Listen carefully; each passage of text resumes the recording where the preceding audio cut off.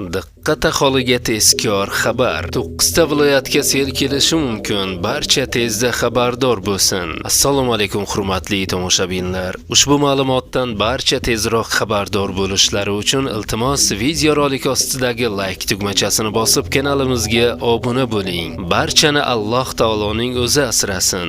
Diqqat qiling.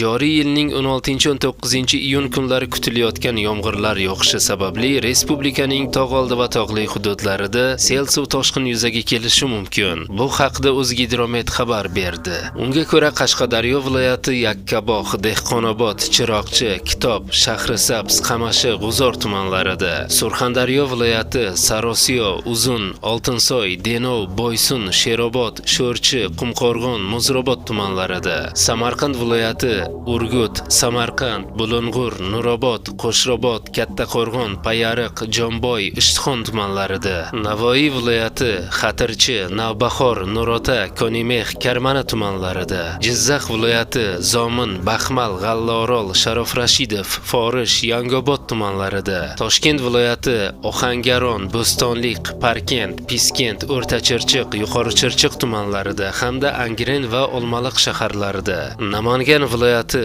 Pop, Kosonsoy, Chortoq, Chust, Namangan, Yangiqo'rg'on tumanlarida, Farg'ona viloyati So'x, Shohimardon, Farg'ona, Beshariq tumanlarida, Andijon viloyati Andijon, Asaka, Jalaquduq, Qo'rg'ontepa, Paxtaobod, Izboskan, Xo'jaobod, Marhamat tumanlarida hamda Xonobod shahrida sel suv toshqin hodisalari yuzaga kelishi mumkin. Tog'oldi va tog'li hududlarda istiqomat qiluvchi fuqarolar, dam oluvchilar hamda tog'li hududlarda harakatlanuvchi haydovchilardan ehtiyotkorlik choralarini ko'rish so'ralgan. Shuningdek, respublikaning ayrim hududlarida yomg'ir suvlari to'planishi ehtimoli bor. Bu esa hududlarni suv bosishiga olib kelishi mumkin, deyiladi xabarda.